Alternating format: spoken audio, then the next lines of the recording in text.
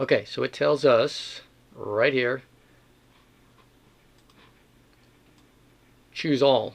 Choose all the tables that represent, of ordered pairs that represent a proportional relationship. So which ones are going to work for us? Well, how about this first one? I put the y's over the x's. Let's see, is that the same? Does this reduce to 3 over 1? Yes. How about the other one? Yeah, looks like you just multiply by 3 and they would be the same. So this one works. Okay, how about the next one? Are these all the same? 7 over 1. Well, look, you would have to multiply this by 3. If you multiply this by 3, does it equal 2? No. So this is not going to work for us. Forget that. Okay, how about the next one here? 3 over 2. Is that the same thing as 6 over 4? Does 6 over 4 reduce to 3 over 2? Let's see, if I times this by 2, times it by 2. Yeah, they're the same. And how about this? 3 times 3 is 9. 2 times 3? Well, that's 6. It works. So this one would be one of our answers. All right, let's try the next one. We have 5 over 1, 15 over 2, 20 over 3. Are they equivalent? Well, let's see. I know 5 times 3 is 15. Is 1 times 3? No, that's not going to work. So forget about this one.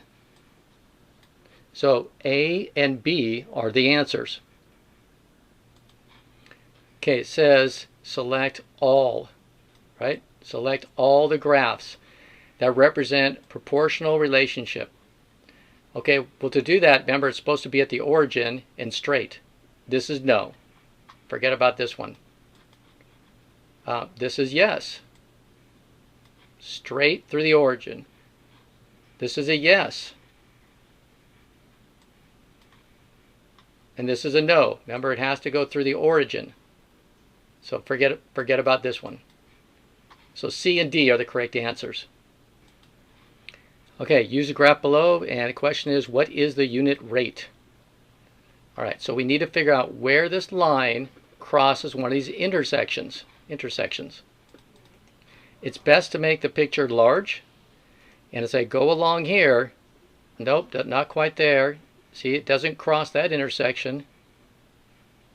It's not there. The line does not go through there.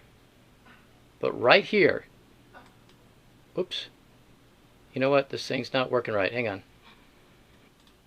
So it may be hard to tell, but here is where it intersects. And right there. That's an intersection. Right there. Those two places. So I can use this, oops, excuse me about that, but this number here and this one right here, this is 7.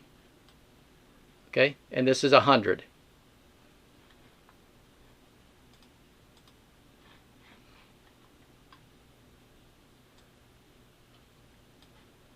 And then this is 7. All right, so those two numbers right there. So we could actually just write in 100 over 7. So to make 100 over 7 as our answer, all right, in our answer right here, here's what we do. Right there, see that? It's to make a fraction. See that it'll come up there, fraction. There it is. And we're going to put 100, 100, and in the second box, we're going to put the number 7. And that's it. You're done. It's 100 over 7. You don't have to reduce it anymore. That's it. Okay, the question is, the table below shows a proportional relationship. Hey, this is proportional already. And so if it's proportional, right now you can find the unit rate by using any one of these points. Here, I'll just use this one here. So if we take 15 divided by 3, That's 5.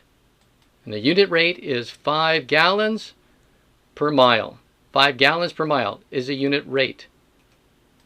And down here they say, determine the proportionality.